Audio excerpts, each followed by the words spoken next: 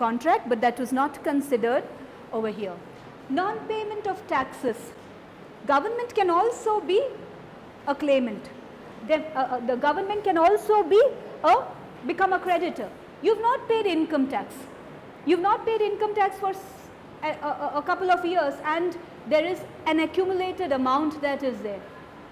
It can be considered as a debt, and the government can order for a winding up of the company.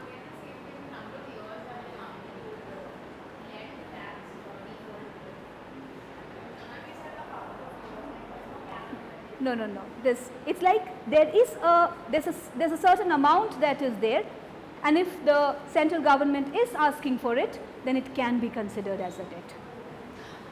Employee's salary, whether that can be considered, non-payment of employee's salary, whether that can be considered as a debt.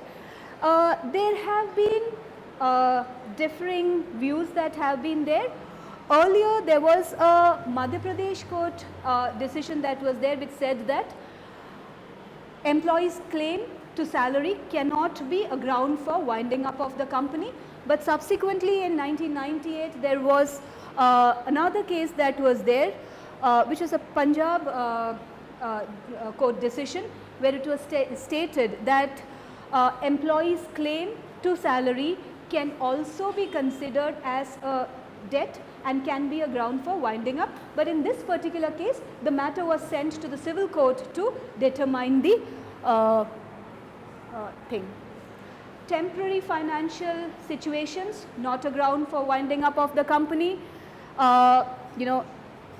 Liquidity problems that are there in between, not a ground for winding up of the company. A hopelessly insolvent company is a ground to wind up the company. No way to revive and rehabilitate.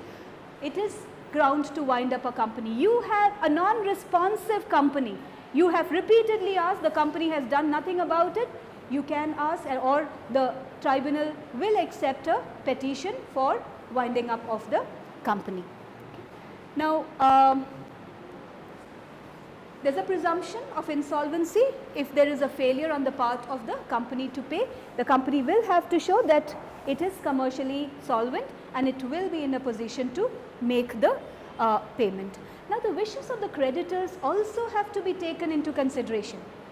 There are 20 creditors in a company, one of them wants the winding up of the company.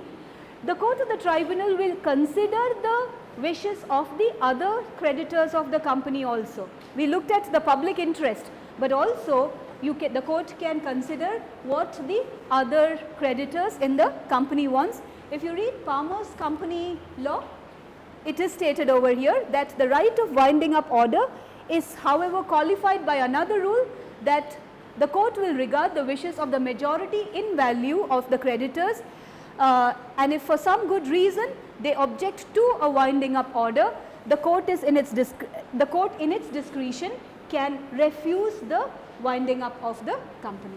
So that's another provision that is there.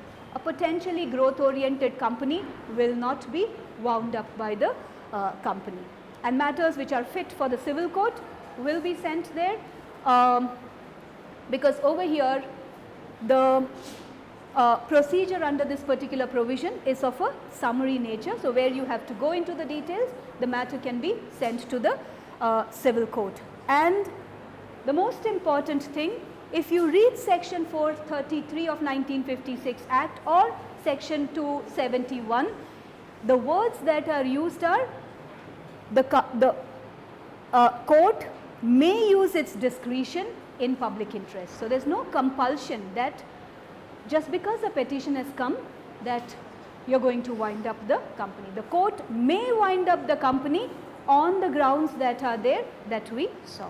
Okay. I will stop here. We will take up the further discussions in the last class. What we looked at over here today was the different grounds for winding up of a company by the tribunal. We saw what were the grounds, but we have specifically dealt with the non-payment of debt, which can be a ground for a petition being made to the tribunal and the discretion of the tribunal to wind up the company on that ground. Okay. Is there any question that you have on whatever we have dealt with? Any questions? Okay, go back, read this provision, because I am going to continue with the same in tomorrow's class. So, we are going to look at the further grounds that are there for winding up of the company by the tribunal. Okay. Thank you.